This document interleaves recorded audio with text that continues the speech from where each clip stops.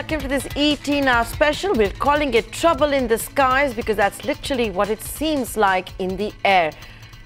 In the last few weeks, there have been a slew of bad news coming in from airlines like Indigo as well as Jet Airways. If Indigo has reported a disastrous fall in its profit, the Jet Airways is in the news for supposed layoffs at the airline and also asking for pay cuts of its pilots as well as other staff. What's going on? How is this entire story unraveling?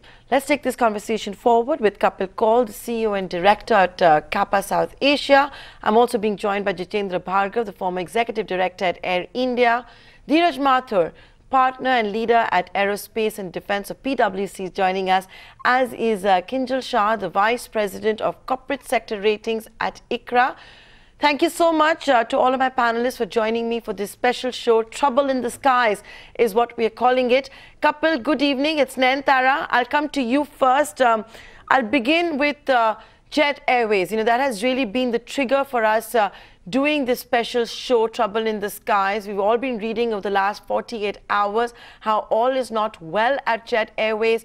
There has been a crucial meeting. We perhaps need to brace ourselves for major layoffs at the airline, beginning first with pay cuts of almost 25%.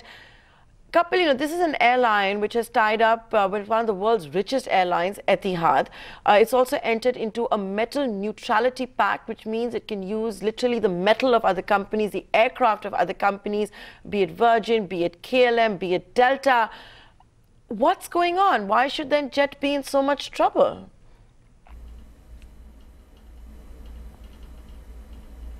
First of all, I think when you look at employee rationalization, which could include remuneration rationalization, I don't think we should just, possibly overplay it, because the airline's core is to remain competitive. Obviously, if the going was good, then these rationalization are not required. Normally, in a growth mode, you would expect people to be inducted rather than rationalized. You would like to see people getting higher increases on an yearly basis than asking them for a pay cut. But when the situation demands it, it's nothing new. This is done globally. When the situation is little stressed, your revenue is not in your control. You try to ensure that you increase your productivity, reduce your workforce, and try to become as competitive as possible. So what Jet is doing is the need of the hour. Whichever levers they have, one of the levers is to address the employee cost. There are other measures that they will have to take. So I don't see, we shouldn't necessarily overplay it. But it also reflects that there is stress. And the stress has been there for long. And that stress will play out much more aggressively when the dynamics change, when there is a cost pressure, when there is a revenue pressure, both on domestic and international. So that stress is visible across airlines. In the case of Jet, that stress may be much higher because of some legacy issues, but the stress is across the industry. But I don't think we should treat the employee rationalization and remuneration rationalization as something negative. These are measures when you have to restructure, and this is done world over. So there's nothing new about it. We should be more talking about how they can come out of the stress. How can they recapitalize? How quickly it can recapitalize? What are the other measures that can restore stability? Obviously, they're doing a lot at their end, but I don't think everything is in their hand, because as the shift in dynamics are much faster. That's where our story should be as to what next for them. But these measures that they are taking is in line with what the business requires, and I would expect that the rationalization, both in terms of people and both in terms of remuneration, could be more could be higher going forward. I take your point. Okay, I take your point, and I'm going to pose that question now to Dheeraj Mathur. Dheeraj Mathur, this is also an industry which has to make significant investments. There is a need to replace fleet. We've seen what's happened with Indigo and the A320 engine debacle. Even if you look at Jet Airways aircraft, you keep hearing about how they're outdated. They're certainly not in the same swanky condition as the newer airlines. Clearly, Jet also needs to spend money on that. Where is this business going to get all this moolah from? You're also talking at a time when ATF prices are high. crude is continuing to be on the boil. The government and the states are not bringing ATF under the GST, so they're not going to get much relief under the taxation. And meanwhile, is the consumer, which is going on, having to pay more. Besides the discounted airfare, the airfares have only been going up. Well, look, we have crude around $80 a barrel. It's gone over 100. It's gone as high as 110. Clearly, I mean, the problems are around the costs. And there are some costs which are under the control of Jet Airways, and there are some which aren't.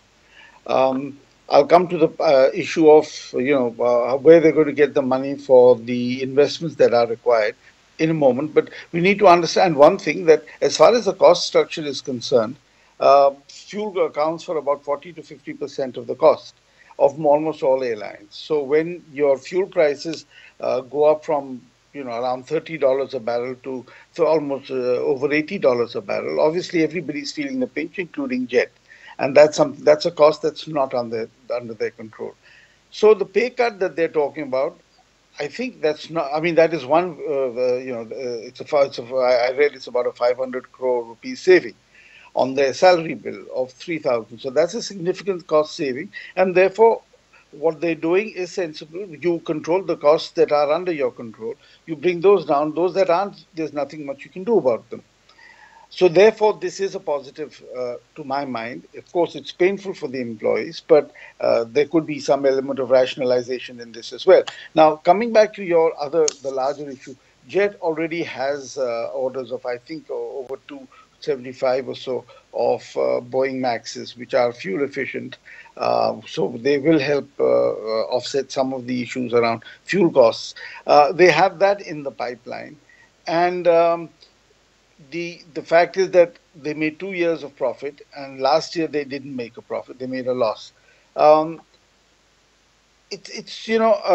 It's difficult to say, give a clear answer where a company is going to raise money from. Obviously, they have their promoters, they do have the capital markets, they have those options that are available. There is the possibility of fresh infusion of equity to possibly raise more capital. That I think is something that the promoters would best answer. We can only speculate, and there's no point in speculation. But stepping back, the growth of the sector continues. There's a huge amount of investment that the government has in the pipeline to expand infrastructure. Udan is doing well. Passenger traffic has been growing. Of course, the growth in May was subdued compared to April, but all the fundamentals of the Indian economy are fine. The fundamentals of the aviation sector in India are fine. This is take your point that the green shoots in the economy. I take your point, Dheeraj, I take your point. The green shoots in the economy, the recent macroeconomic data also points to it. This is also a government which has tried to open up the skies. It's come out with an Udan scheme. You are seeing better penetration across India in the smaller cities as well. But Jitendra Bhargav, let me come to you. So while you have a government trying to open the skies and coming out with this Udan scheme, and you are seeing better network, is it only fair to blame crude oil prices for the mess that the airlines are in? Let's be honest, flash sales do take place. There has been a tariff war that you've seen in the past. At one point, maybe no one thought that, they're going to go down this way, or there were fears of running out of cash. So aren't the airlines and their business models also to blame, Jitendra Bhargav? See, people who have been associated with the industry for long are fully aware that in the aviation industry, you have periodic downturns where all airlines get affected. India is fortunate that we've had a fairly long period of sustainability, good performance, because as reflected in the high load factors and the kind of growth that Indian market has witnessed. I agree with what you are saying, that airline business model is also to blame. There is no denying the fact that India is a hugely price sensitive market. But why are the airlines trying to market or sell a seat below the cost of producing a seat? Even when the ATF prices were down, they were making only marginal profit. This price sensitivity has been there, and it reflects the moment you increase fares, it reflects in the load factors. Now, you can either chase load factors or you can chase profitability. Now, what they have unfortunately done is to have said each one recording or competing to be 90% plus as far as load factors are concerned. What are the cost factors? Now, we all know that ATF prices are beyond an airline's control. Navigation, landing charges, airport charges are all beyond it. Now, the only element that you can look at is the services rendered to a passenger, which is in-flight, food, etc., plus the employee's salary.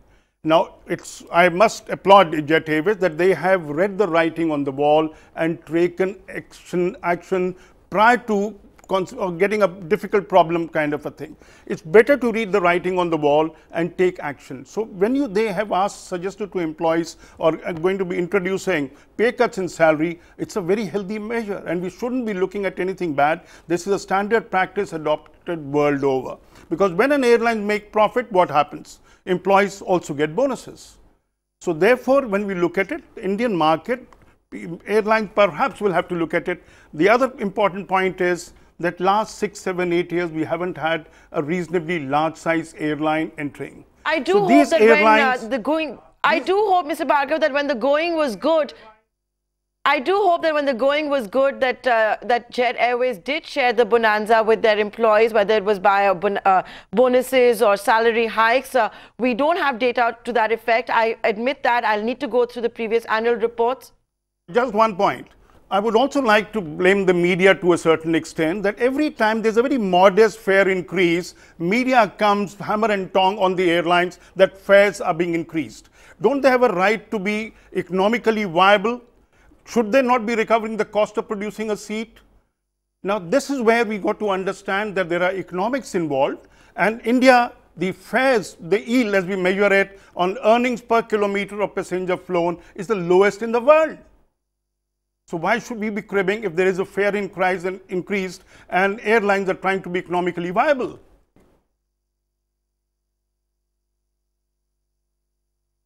You know, I have never been successful, and I'll just make this an observation on a personal way, because I can only do that. Whenever I've tried to buy a ticket on those flash sales, I've never succeeded. If I'm on a full flight, it costs the same as if it's a half full flight, is the same price. Kinjal Shah, let me come to you now. Are you going to downgrade all of these airlines at the moment? Are the prospects looking bad? And now with crude on the boil, do you see a lot of them going to the Middle Eastern carriers to try and rescue them, as we had seen in the past as well, when the last time Etihad boarded Jet Airways?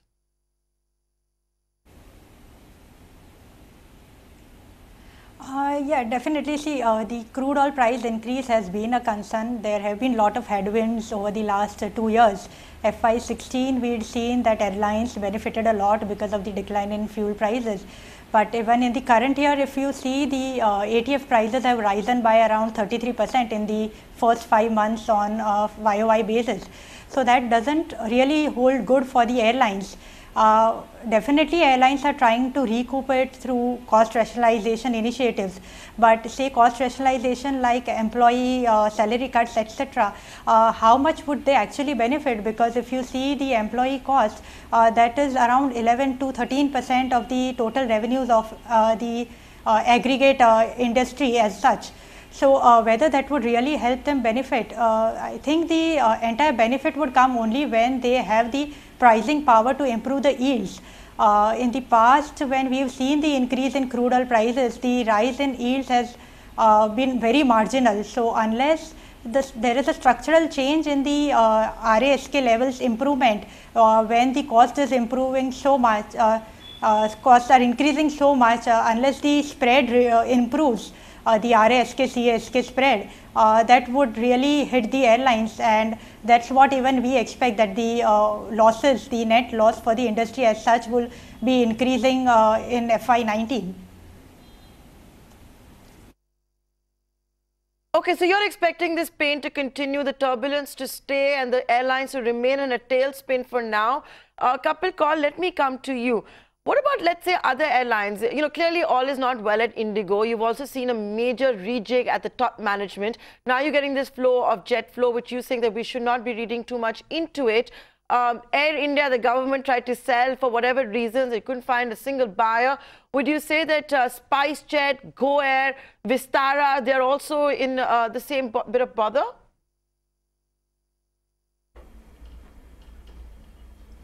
Well, if you look at Indigo's results, the results were that fact that they would have a profitability dip was expected, but the decline, the sharp decline in their profitability was really surprising. When you have a CASK increase of 20% and a yield decline of 5%, this is what is expected. So it shows that even the leader in the market is significantly stressed. But I would still say that if you look at Indigo, SpiceJet, and Go Air, these three LCCs, I would still see them profitable for this fiscal. Though end of quarter two, one would know the direction of their profitability. If you look at full service, I would expect that impact to be much more severe on the full service airlines, which includes Air India, which includes Jet Airways as well. So the three LCCs who have been in the market for some time, my assessment is they would be profitable. The losses would be higher for full service, and that's what we expect going forward in this fiscal. But as far as Indigo is concerned, it's going through a transition. I am sure they would have factored in the cost of this transition. Obviously, the transition may have impacted a bit on quarter one results as we move from one regime to the other regime. By the time the new regime settles, it takes time. So obviously, it would have impacted to some extent on quarter one results. But I think the transition has to be well managed, and has to be quickly managed, and I see that happening with them. Though the results in Q1 has been significantly a surprise. But the quicker they can get a handle on the transition, quicker that will bring stability. My assessment is that the yield decline in Indigo has been much sharper than one would expect, given the fact that the cost have increased by 20%. But one would have to see how quickly they stabilize and what will be the changes as far as the transition is concerned. Because clearly they have a very aggressive business plan to execute.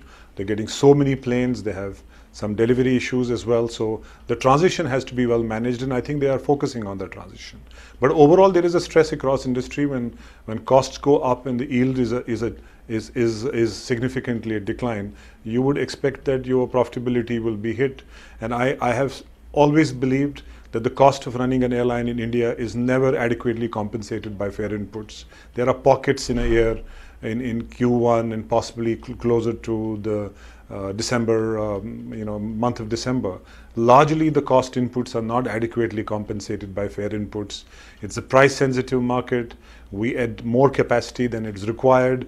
When the going is good, we don't boost our liquidity for a down cycle that happens. The balance sheet doesn't have, except maybe Indigo, very rarely any airline has a cash. So when you are doing well, you focus and boost liquidity either by getting fresh capital or raising funds to make sure when your cycle is down, you have enough cash to survive. Clearly, that doesn't happen here. There is a liquidity challenge with most of these airlines. So this is a business model issue. In the case of Jet, it may be a legacy issue. In Indigo, it is different. But primarily, I would think that Indian carriers are not adequately capitalized for the kind of growth that they're envisaging, and that will clearly reflect as dynamics shift and cycles deepening. But clearly, the airlines have been caught napping in that sense, is what you're saying. When the going is good, they have not set aside enough funds for a down cycle. You're making a case that the fares are not high enough, except for in the peak season of, let's say, a December, where we all joke about how on New Year's it's more cheap to go to Thailand for a holiday than to maybe go to Goa.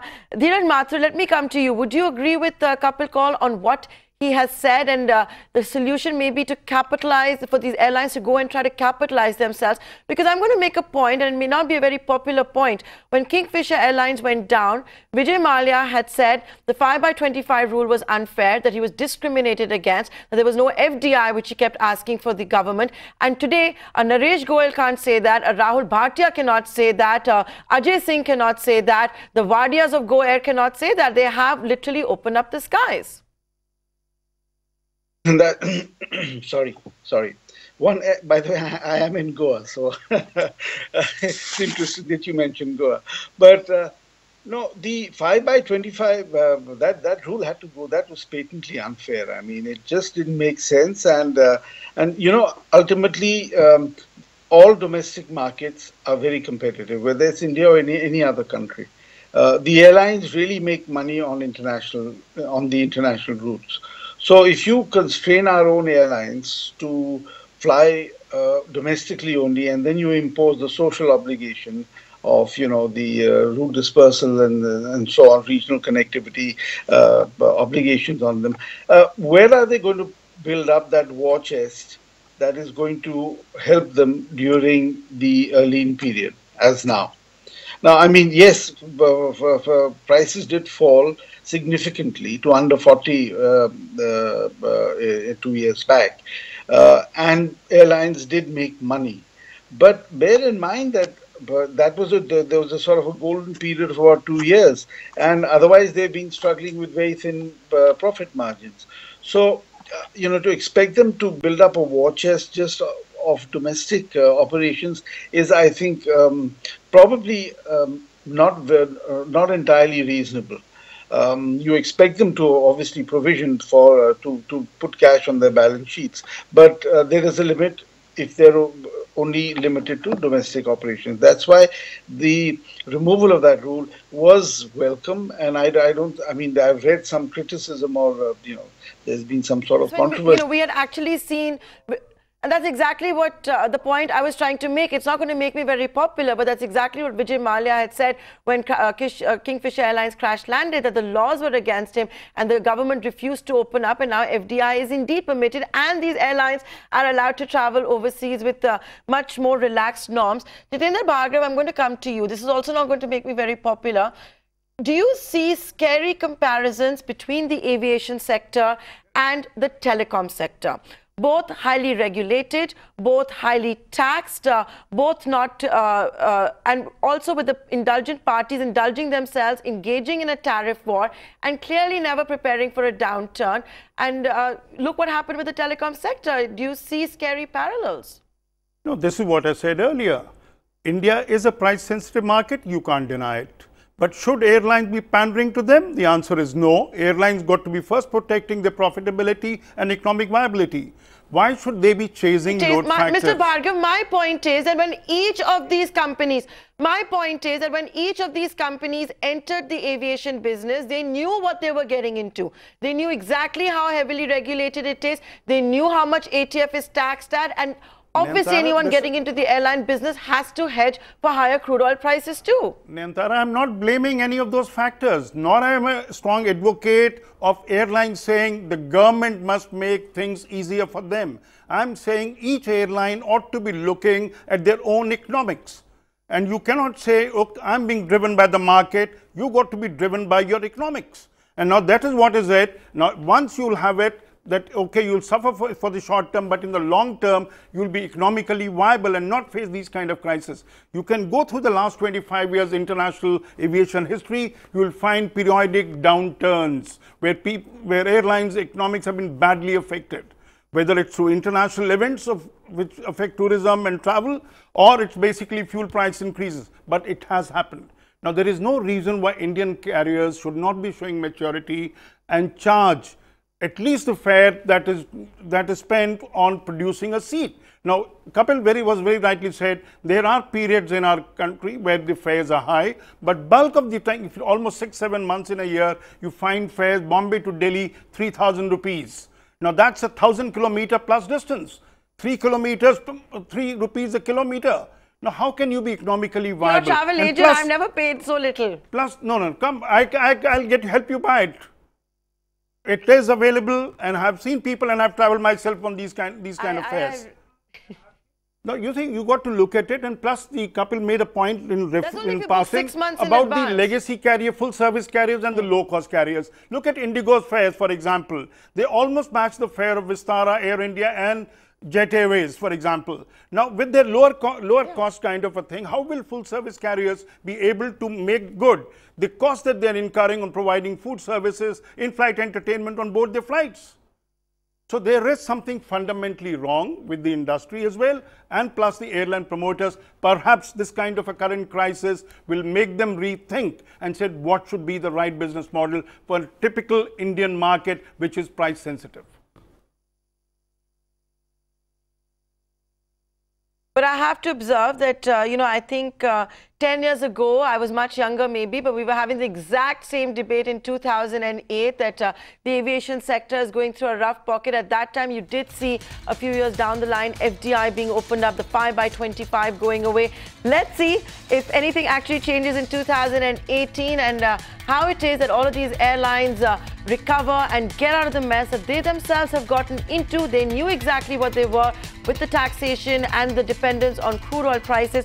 Unfortunately, I'm completely out of time, so I'm going to wrap up this special edition of Trouble in the Skies. And many thanks for all four of you for joining me live right here on ET Now.